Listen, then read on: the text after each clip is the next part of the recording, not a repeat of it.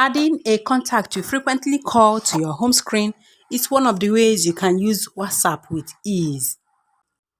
You want to add a contact to your home screen, maybe a contact you frequently contact. You don't need to always come to your WhatsApp to get the person. All you have to do is to tap and hold on the person's name, or if it's a group, do the same thing. At the top here, click on the three dots. Click Add Chat Shortcuts.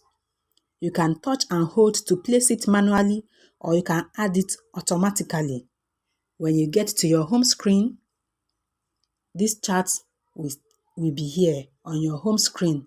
This is how you can add a contact to your home screen, a contact you frequently contact. Remove it from your home screen, just tap and hold and tap remove. The item will be removed. Would you like to know other genius ways you can use WhatsApp? Check the description box below. I've made a well-detailed video about that. Thanks for watching, guys. Hope this video was helpful. Please share and give it a thumbs up. If you have not subscribed, consider doing that. I will see you in my next one. Cheers to your success. Keep being amazing. Bye-bye.